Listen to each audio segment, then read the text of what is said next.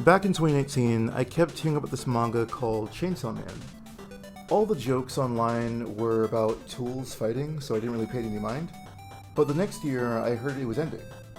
Since I just finished reading the end of Demon Slayer, I decided, sure, I can spare this some time. I finished it in 3 days.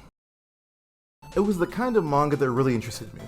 The devil system, the characters, the world building, and then Makima. Makima is by far one of the most interesting villains I've seen in modern manga. When you look back after the plot twist, everything she's ever done in the entire series feels so manipulative, cruel, heartless, but most of all, relatable. This goal's gotta be some revenge shit, and they're trying to protect their families. Is she running for a finish line too? Miss Makima, I really want to touch her boobs. Chainsaw Man Part 1 deceptively follows the story of two main characters who are tragically unable to see each other for what they really are. Denji sees a beautiful woman, a provider, love interest, but she was never any of these things. Makima never saw Denji as a person in the first place. He was an obstacle.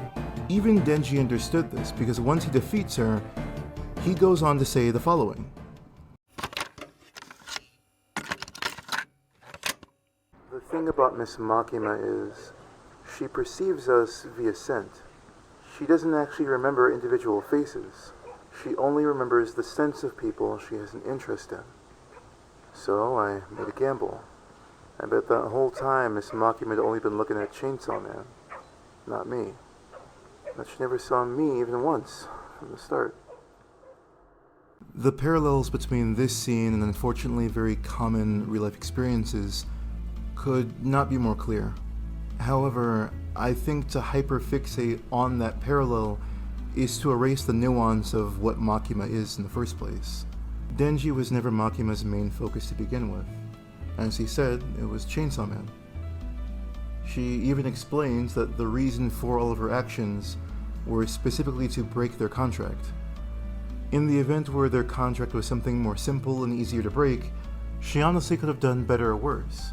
Because when Makima pursues a goal or a dream, she doesn't let anything get in the way of it. But in doing so, she dehumanizes people. So when Makima looks at Denji, she doesn't see a victim of abuse or neglect or loneliness. All she sees is a seal on a demon's power. Nazis, World War II, Arnalone Syndrome, SOA, AIDS, the Mount Hio eruption, nuclear weapons, the sixth sense all humans used to have, the light of a particular star that would break children's minds, 4 possible conclusions other than death at the end of a living being's lifespan. They've all ceased to exist, and I can't recall them. Yet even now, I remember the sight of their devils fighting Chainsaw Man as clear as day. I want to use Chainsaw Man to create a better world. Death, war, hunger. There are many things in this world that humanity will be happier without. When Denji fights the Leech Devil in Chapter 10 or Episode 6 if you're an anime watcher, he gives a speech about competing dreams, calling it a dream battle. But the real dream battle was with Makima this entire time. Makima is willing to do whatever it takes to accomplish a goal that honestly all of us would want. A cosmic force that could erase any painful concept from the fabric of reality itself. If the key to such a power was inside of a glass box, could you shatter it? If so, how many more obstacles would I have to give you before you stop pursuing your goal?